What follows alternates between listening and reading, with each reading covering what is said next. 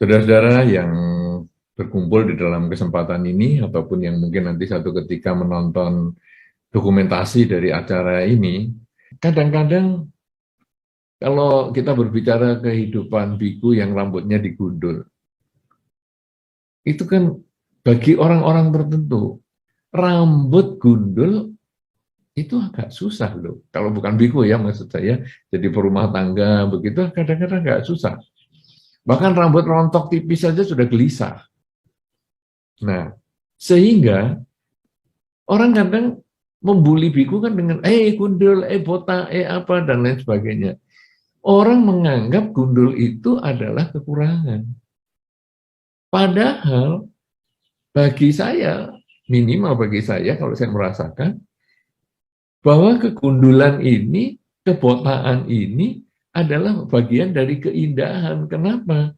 Karena saya melihat nilai-nilai lebih dari gundul yang saya miliki. Tanpa rambut ini ada nilai lebih, yaitu saya tidak perlu bersisir, saya tidak perlu bercermin, sehingga saya merasa hidup saya menjadi lebih praktis. Saya mau pergi kemana-mana, misalnya naik mobil, aduh di dalam mobil kok panas kan digerah ya, saya buka jendela, saya duduk di pinggir jendela dengan jendela dibuka dan mobil kencang, rambut saya biasa-biasa saja. Dan ini menjadi nilai lebih dibandingkan dengan orang-orang yang rambutnya panjang dan lain sebagainya. Wah, kena angin sudah nyisir-nyisir dan luar biasa. Nah inilah, saya melihat itu ada keindahan di balik ketidaksempurnaan. Kalau orang lain menganggap ketidaksempurnaan, bagi saya tidak. Nah ini kemudian kita lalu melihat sekarang. Apa yang dianggap tidak sempurna bagi seseorang, ternyata bisa sebaliknya bagi orang lain. Duh, dari mana ini? Dari mana terjadi perbedaan?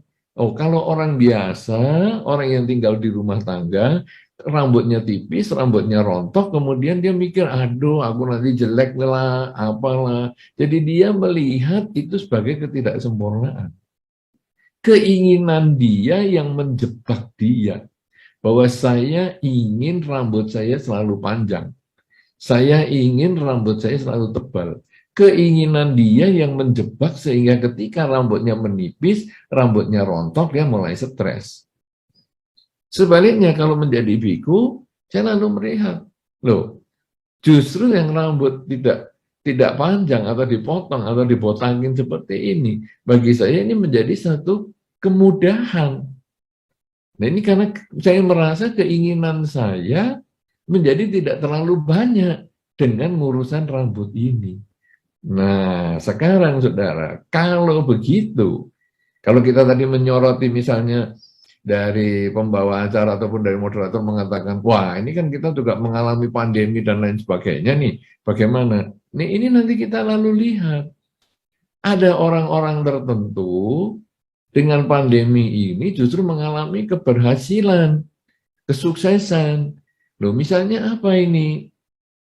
Misalnya adalah orang yang menjual obat-obatan atau vaksin atau apa. Wah, dia atau malah pabrik vaksin misalnya atau pabrik alat-alat kesehatan misalnya.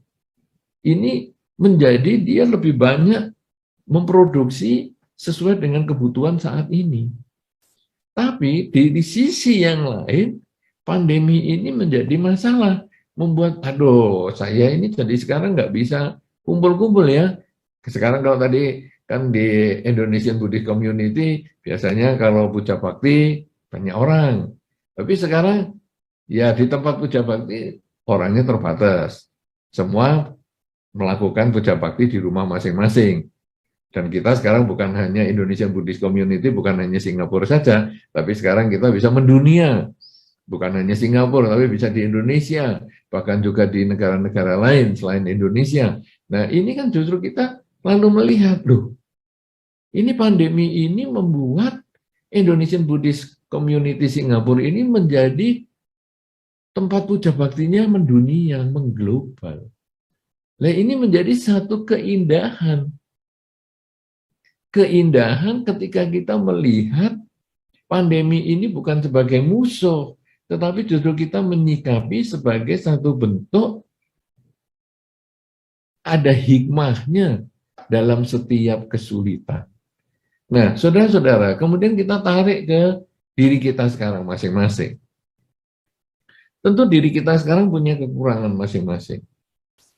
Ada beberapa orang mengatakan, "Loh, Bante, rambutnya kok putih semua?" Oh iya, orang lain menunggu rambut putih sampai usia yang lebih tinggi dari saya. Saya sekarang bisa rambutnya putih lebih awal, berarti saya hemat waktu daripada orang lain yang tadi nunggu waktu lebih lama untuk rambut putih. Nah, dengan seperti itu membuat saya merasa nyaman dengan rambut yang putih ini. Kemudian ada orang mengatakan, "Aduh, aku kalau naik tangga kok susah ya, berat." Nah, kan kalau Anda pernah pergi ke Wihara Bodhigiri, di situ ada tangga langit yang jumlahnya cukup banyak, itu puluhan. Nah, kemudian orang mengatakan, "Aduh, aku kok berat sekali ya naiknya." Langsung saya jawab, "Loh, justru kamu dengan jalan pelan-pelan, kamu bisa menikmati udara di Wihara Bodhigiri. Justru kamu dengan jalan pelan-pelan, maka kamu akan lebih hati-hati, tidak gampang jatuh, dan lain sebagainya. Justru karena kamu jalan pelan-pelan, kamu lebih mudah mengembangkan kesadaran, sehingga kamu tinggal melangkah saja, kanan, kiri, kanan, kiri, kanan, kiri, sehingga ketika kamu tidak bisa jalan lebih cepat, kamu tetap menikmati keterlambatanmu atau kelambatanmu berjalan ini, dan itu menjadi keindahan di dalam kehidupan yang dikatakan tadi, indahnya ketidaksempurnaan. Ketika badan menjadi lemah, tapi tetap merasa indah, karena kita menjadi punya kesempatan untuk berlatih meditasi dengan baik. Tapi aku sekarang juga telinganya menjadi tuli. Sudah umurnya bertambah, sekarang pendengaranku berkurang. Loh, itu bagus. Karena ketika umurmu bertambah, pasangan hidupmu juga mulai rewel, kamu tidak terlalu jelas mendengar dia ngomong apa. Dan itu membuat kamu nyaman. Coba kalau kamu dulu setajam waktu kamu masih muda, wah, kamu kena pasangan hidupmu yang rewel, langsung telinga tegak. Tapi sekarang, ngomong apa kamu? Aku nggak begitu denger. Nah kan jadi nyaman. Ini indahnya ketidaksempurnaan. Kemudian ada orang juga mengatakan, ketika ulang tahun yang ke-50 pernikahan, dia mengatakan, menurut kamu, nah ini biasanya perempuan itu waktu itu yang bertanya adalah yang wanita, dia mengatakan, menurut kamu dengan ulang tahun yang ke-50 perkawinan kita ini, apakah aku masih cantik? Wanita itu paling suka tanya ini, saya sampai heran juga, mesti tanya, apakah aku masih cantik? Langsung suaminya menjawab, menurut aku, kamu masih cantik. Lu kok bisa? Karena aku sudah agak katarak. Aku sudah nggak begitu lihat jelas. Itu indahnya ketidaksempurnaan. Karena aku katarak, maka aku melihat kamu indah. Nah, dengan cara seperti ini sebetulnya kita lalu melihat bahwa telinga tidak mendengar, atau tubuh menjadi lemah, ataupun mata menjadi kurang tajam, atau rambut menjadi putih, atau pandemi, atau yang lain-lain, sebetulnya itu semua netral. Tidak ada nilai kurang, tidak ada nilai lebih, tidak ada sempurna dan tidak ada ketidaksempurnaan pada semua itu. Tetapi kita menempelkan nilai tidak sempurna ketika kita punya keinginan terhadap hal-hal yang sebetulnya netral tadi. Kita menganggap tidak sempurna karena keinginan kita tidak tercapai. Saya ingin telinga saya tajam, bisa masih mendengar. Dan dengan frekuensi yang rendah pun saya bisa mendengar. Kenyataan seumur makin bertambah, frekuensi rendah semakin lepas, tidak terdengar. Nah, kita menganggap itu tidak sempurna. Kemudian saya ingin mata tetap tajam, seperti waktu dulu masih muda. Tapi umur bertambah, kekuatan mata ini menjadi lemah. Nah, kemudian kita masih ingin matanya seperti dulu. Karena sudah menjadi lemah, kita menganggap itu tidak sempurna. Saya ingin rambut saya hitam terus seperti waktu masih remaja. Tetapi kenyataan tidak bisa. Lalu saya menganggap itu menjadi tidak sempurna. Padahal semua itu netral. Nah, jadi saudara-saudara, sekarang kita harus memahami bahwa yang membuat tidak sempurna adalah keinginan kita sendiri. Yang membuat tidak sempurna adalah pikiran kita sendiri. Oleh karena itu, yang membuat indah juga harus dari pikiran kita sendiri. Tidak mungkin yang membuat tidak sempurna itu diri kita, yang suruh ngomong indah adalah orang lain. Misalnya tadi, loh, rambutmu kok sudah putih? Iya, ini aku pengennya hitam seperti waktu remaja. Kemudian orang lain mengatakan, ya anggap aja hitam. Ya nggak bisa, ini sudah putih, ya bagaimana dianggap hitam? Nah, akhirnya karena orang lain yang memberi masukan, kita biasanya memproteksi diri, kita menolak, kita tidak mau. Karena kita yang menganggap rambut putih tidak sempurna. Nah, sekarang kita ubah, yang mengubah adalah cara berpikir kita, yaitu rambut putih itu adalah keindahan.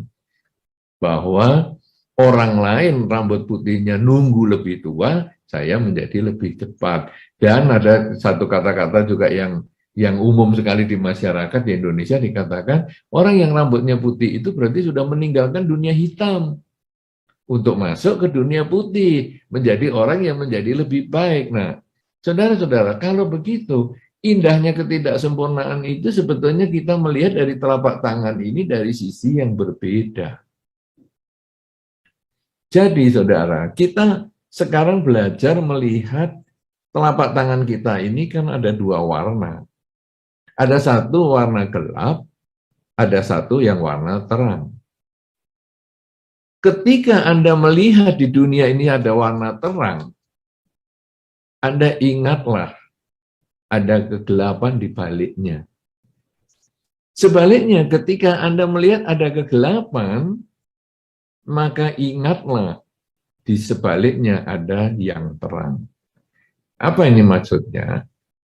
Ketika kita hidup di dalam kebahagiaan, kita bahagia, usahanya lancar, rumah tangganya harmonis, dan lain sebagainya, ingat, sebetulnya kita masih ada kekurangan.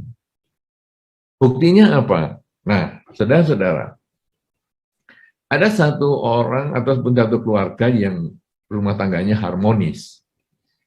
Pasangan hidupnya damai, anak-anaknya baik-baik, ini keluarganya harmonis. Katakanlah ini keluarga si A. Dalam proses perjalanan hidup keluarga A yang harmonis dan bahagia ini, satu ketika mereka mengatakan, sebetulnya dalam hidup ini, yang enak adalah keluarga B. Kita keluarga A ini memang harmonis. Ya, anak-anak baik. Tapi keluarga B ini lebih baik lagi. Kenapa? Dia kaya.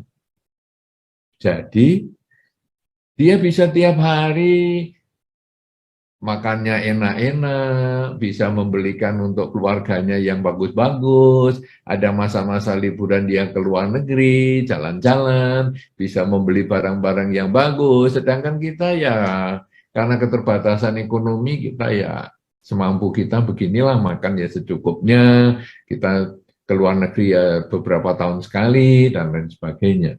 Nah, jadi si B ini kita anggap kaya.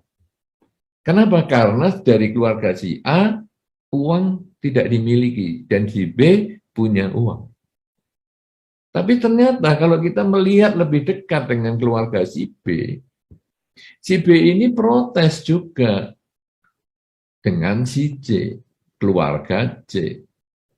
Si B mengatakan, memang keluarga kita ini kaya. Apa saja kita bisa dapatkan, apa saja kita bisa peroleh. Tapi kita ini sering sakit. Kita ke luar negeri itu karena kita sering berobat. Orang menganggap kita jalan-jalan ke luar negeri, tapi padahal kita berobat. Memang kita punya uang untuk berobat, tapi kita sakit-sakitan. Kita saja, kita secara umum ya, kan rumah sakit sekarang kan bagus-bagus nih kalau kita ya lihat ya rumah sakit di mana-mana, hampir di banyak tempat rumah sakit kan indah-indah, bagus-bagus kayak hotel-hotel. Tapi coba kalau kita berkunjung ke situ, kemudian kita ditanya, mau nggak tinggal sini? Ya kita pasti nggak mau. Berapa kali saya kalau membacakan parita untuk orang sakit ke rumah sakit yang bagus juga ditanya gitu. Kan saya sudah ngomong, rumah sakitnya kok bagus sekali. Enak ya tinggal di sini ya, rumah sakitnya bagus. Berarti mau tinggal sini. Oh ya enggak. Nah kenapa? Karena rumah sakit bagus adalah tempatnya orang sakit. Nah demikian pula dengan si B ini. Dia mengatakan kita kaya, tapi ini kita hidupnya dari rumah sakit A ke rumah sakit B ke rumah sakit C. Terus begitu saja. Saya lebih senang keluarga C. C itu sehat. Duit tidak banyak, C sehat. Jadi, saya lebih senang kalau seperti keluarga C. Nah, jadi Anda lihat ini mulai muter sekarang, mulai bergeser. Jadi karena si B ini cuma punya duit, yang tadi diirikan oleh si A, maka dia menganggap dia lebih iri dengan si C, yang walaupun tidak punya duit, tapi rumah tangganya sehat-sehat. Tidak seperti mereka yang sakit-sakitan. Tapi ketika kita lihat lebih dekat lagi, si C ini ternyata iri dengan si A. Memang keluarga saya, si C mengatakan begitu, keluarga saya ini memang sehat. Tapi karena sehat, kita banyak bertempur dalam keluarga. Karena kelebihan energi, suka maki-maki, dan lain sebagainya. Tidak kayak keluarga si A ini loh. Keluarga si A ini harmonis. Aduh, suami istri jalan kemana-mana, selalu nggak ada perdebatan, tidak ada argumentasi, tidak ada suara yang keras. Anak-anaknya juga baik-baik semua. Coba kita lalu lihat A, B, C ini. Si A iri dengan kekayaannya si B. Si B iri dengan kesehatannya si C. Tapi si C iri dengan keharmonisan rumah tangganya si A. Artinya apa saudara? Apa yang kita menganggap tidak sempurna itu hanya karena kita merasa tidak cukup keinginan kita terpuaskan.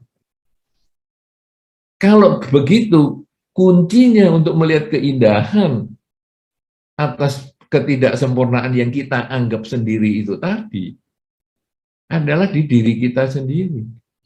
Jadi di sini si A ini yang keluarganya sudah harmonis tapi tidak punya uang, dia akan menganggap indah adalah ketika dia mensyukuri apa yang dia miliki dan tidak menyesali apa yang dia belum miliki. Mensyukuri apa yang dia sudah miliki, tapi tidak menyesali apa yang belum dia miliki. Artinya, mungkin yang belum dia miliki itu, kalau dia perjuangkan, di masa depan satu ketika mungkin akan dimiliki. Tapi kalaupun tidak dimiliki, toh sekarang dia masih memiliki sesuatu. Jadi si A ini bersyukurlah bahwa rumah tangganya dia harmonis. Dia memang belum memiliki kekayaan, tapi sekarang dia harus bersyukur dulu, kemudian dia berusaha untuk mendapatkan penghasilan yang lebih. Tapi kalau seandainya tidak mendapatkan yang lebih pun, dia sudah memiliki rumah tangga yang bahagia, harmonis. Si B ini sudah memiliki materi. Karena itu dia harus bersyukur, dia karma baiknya mendukung untuk memiliki materi yang cukup. Masalah dia pergi ke luar negeri untuk berobat, itu adalah upaya untuk mendapatkan kesehatan. Jika masih belum dimiliki kesehatannya, tidak masalah, dia bisa usaha terus. Tapi tidak usah mengisi hidupnya ini dengan kekecewaan. Duh, aku kok enggak sehat-sehat ya. karena dengan dia mengisi hidupnya dengan kekecewaan, dengan keluh kesah, maka badannya sakit, batinnya pun ikut sakit. Tapi ketika dia bisa memahami bahwa ya sudah, pokoknya sekarang saya sudah punya uang yang cukup, sekarang saya isi dengan perbuatan baik juga. Saya mungkin berbuat baik untuk orang-orang yang sakit juga, dengan membantu obat dan lain sebagainya, karena saya memahami tentang hukum dharma, bahwa tanam padi tumbuh padi, tanam jagung tumbuh jagung. Ketika saya menanam kesehatan untuk orang lain, semoga saya pun mendapatkan kesehatan yang cukup, sehingga uang yang banyak tadi bisa dibagi-bagi untuk berdana kepada mereka yang membutuhkan, supaya karma baiknya berbuah sesuai dengan yang diharapkan, yaitu dirinya menjadi sehat sekeluarga. Nah, kemudian si C yang sudah sehat, dia maunya juga harmonis seperti si A, boleh, tetapi sekarang dia harus mensyukuri dulu bahwa dirinya itu sudah sehat, sekeluarga sudah sehat. Nah, ketika dia bersyukur, karma baikku banyak ya, bahwa kita ini dalam satu keluarga sehat-sehat semua loh. Kita ingat nih, kita sudah umurnya segini dewasa, anak-anak juga sudah semua dewasa, tapi kita ini tidak pernah loh mengalami sakit yang berat, sampai di rumah sakit dan lain sebagainya. Kita ini paling sakitnya hanya masuk angin lah, apa yang sangat simpel, yang sangat ringan. Sehingga kita ini harus bersyukur bahwa kita punya kesehatan yang bagus. Tetapi memang kita belum punya keharmonisan seperti keluarga si A. Tetapi tidak masalah. Saya harus bersyukur dulu dengan kesehatannya ini. Nah, sambil saya berusaha memperbaiki dengan cara bertanya kepada si A, bagaimana sih kamu kok bisa sekeluarga itu harmonis, itu gimana? Kuncinya apa? Oh, kuncinya adalah kita ini mau saling mendengar, mau saling berbagi, mau saling memperbaiki diri, dan lain sebagainya. Nah, jadi kesehatan yang sudah dia miliki ini harus disyukuri dulu sebagai buah karma baik, dan kemudian kita belajar untuk mencari peningkatan kualitas diri. Nah, dengan cara seperti ini, maka masing-masing di diri kita ini sebetulnya punya kelebihannya sendiri-sendiri. Selama kita memahami, selama kita mau mencari, menerima kenyataan bahwa ya sudah, saya sekarang punya kesehatan yang bagus. Bersyukurlah bahwa Anda punya kesehatan yang bagus. Nah, saya tiap hari, walaupun saya tidak kaya, tapi cukup makan. Bersyukurlah bahwa Anda tiap hari cukup makan. Ketika Anda mengatakan, aduh ya saya ini sekolah ya biasa-biasa, tapi nggak pernah tinggal kelas. Bersyukurlah bahwa Anda sudah sekolah dengan biasa-biasa, tidak pernah tinggal kelas. Berarti saudara, sebetulnya kita ini untuk bisa melihat keindahan di dalam kehidupan ini adalah bersyukur. Kalau sekarang tadi ada pandemi, bagaimana ya? Bersyukur kita itu tidak terkena pandemi, tidak terkena sakitnya. Tetapi bagaimana ya? Sekarang saya kan ada keluarga saya yang sakit di sana. Bagaimana ini? Ya, kita kemudian melihat dari sisi positifnya lagi. Oh, tapi kan saya tinggal di negara lain, bagaimana dia tinggal di sana? Kan saya tidak bisa bersyukur. Kita hanya bisa bersyukur dari negara lain, kita mendoakan keluarga kita. Kemudian kita juga bersyukur bahwa keluarga kita, walaupun kita tidak pulang ke Indonesia misalnya, atau tidak pulang ke negara tempat keluarga kita tinggal, tapi keluarga kita masih ada teman atau orang lain yang merawat, yang membantu, dan lain sebagainya. Sehingga kita juga melihat di tengah kesulitan ini, saya masih bisa bersyukur, bisa melihat keindahannya. Nah, kemudian kalau sekarang kita lalu melihat, loh, saya sudah pacaran sama dia sekian lama, ternyata kok makin lama kok saya makin tahu dia jelek ya. Aduh, nggak jadilah menikah. Nah, bersyukur juga.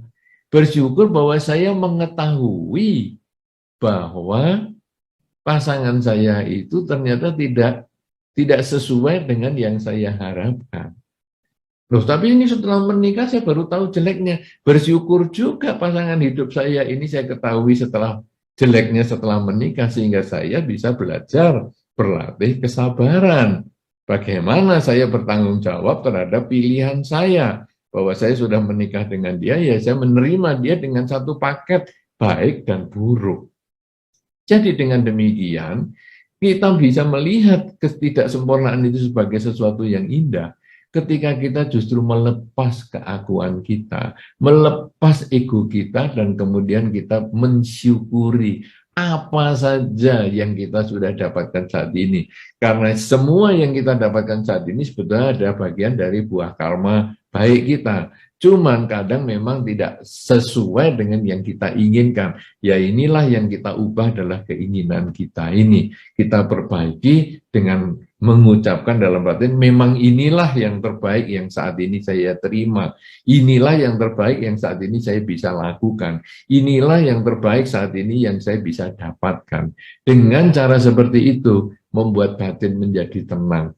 Dengan cara seperti itu, membuat batin kemudian bisa melihat keindahan hidup ini. Kalau di dalam orang-orang mengatakan bahwa ketika hujan lebat pun seseorang juga bisa menyembunyikan air matanya. Nah, itu kan ada satu kata-kata seperti itu. Aku paling senang menangis itu kalau di tengah hujan lebat. Kenapa? Karena disitulah aku bisa menyembunyikan air mataku. Artinya apa, saudara? Bahwa hujan lebat apapun juga itu juga ada indahnya. Bisa untuk memberikan manfaat kepada kita. Oleh karena itu, saudara-saudara, mudah-mudahan ini menjadi inspirasi bahwa jangan kita gampang mengeluh dengan apa yang kita tidak miliki. Tapi marilah kita mensyukuri dengan karma baik yang kita sudah miliki, yaitu segala hal yang sudah membuat kita ada sampai hari ini. Kita mengatakan, "Loh, orang tuaku kok yang ini ya, kok bukan yang itu." Bersyukurlah orang tua Anda yang ini. Karena orang tua yang ini yang telah melahirkan Anda utuh dengan kaki tangan seperti ini. Orang tua yang inilah yang membuat Anda bisa berpikir seperti hari ini. Bersyukurlah seperti itu. Karena ketika mungkin kita dilahirkan dengan orang tua yang berbeda, mungkin kondisi kita juga tidak sama. Bisa lebih baik mungkin harapan kita, tapi juga kemungkinan lebih buruk. Kenyataannya sekarang kita sudah seperti ini. Loh, kalau aku sekarang kenyataannya saya lahir nggak bisa jalan. Bersyukurlah ketika kamu walaupun nggak bisa jalan, kamu masih bisa melakukan sesuatu yang lain. Karena kalau kita melihat ada satu motivator dunia yang kakinya saja tidak ada, tangannya juga tidak ada, tapi dia bisa menjadi motivator di dunia. Ya, itu kalau nggak salah si Nick atau siapa namanya. Itu kan luar biasa sekali. Dia mensyukuri kekurangannya ini dan dia justru menjadikan kekurangannya ini sebagai satu kelebihan untuk membuat dia diterima di seluruh masyarakat, kelompok-kelompok masyarakat, dan dia menjadi motivator yang hebat. Karena itu, saudara-saudara, tangan kita masih lengkap, kaki kita masih lengkap, cara berpikir kita masih oke. Kenapa kita harus selalu menyesali ketidakadaan kita? Marilah kita mensyukuri yang kita ada dengan melakukan pelepasan keakuan. Dan di dalam Dharma sebetulnya pelepasan keakuan ini, ego ini sebetulnya itu yang dilatih, yaitu dengan kerelaan. Merelakan keakuan kita dan melihat memang inilah yang saya dapatkan. Memang inilah yang saya miliki. Kalau kita mau meningkatkan, kita mulai dengan sedikit demi sedikit, pelan-pelan kita tingkatkan dari yang kita miliki saat ini untuk kita perbaiki. Kalau kekayaan yang kita miliki saat ini, maka kita bersyukur dulu dengan yang kita miliki, dan kemudian kita meningkatkan kerja kita supaya kita menjadi lebih banyak lagi di masa depan. Sebaliknya, kalau kita merasa kekurangan di dalam cara berpikir kita, bersyukurlah dulu bahwa kita masih bisa berpikir, kemudian kita pelan-pelan memperbaiki dengan berbagai macam sistem untuk kita meningkatkan kecerdasan maupun intelektual kita. Demikian pula dengan yang lain-lain. Kok saya temannya sedikit, tidak apa-apa, teman sedikit ini kita terima dulu sebagai kenyataan, dan mulai dari teman sedikit ini kita pelan-pelan belajar berkomunikasi dengan baik, kita menghargai yang sedikit ini, kemudian kita belajar meningkatkan lagi. Coba kamu kenalkan dengan temanmu yang lain, supaya kita jadi lebih besar grup kita dan lain sebagainya. Itulah yang nanti membuat kita menjadi teman pun menjadi banyak. Kita mulai dari situ, sampai nanti kita belajar, terus kita tingkatkan untuk menuju ke kondisi yang lebih baik, untuk melihat ketidaksempurnaan itu sebetulnya buatan sendiri, dan keindahan itu pun hasil ciptaan pikiran kita sendiri.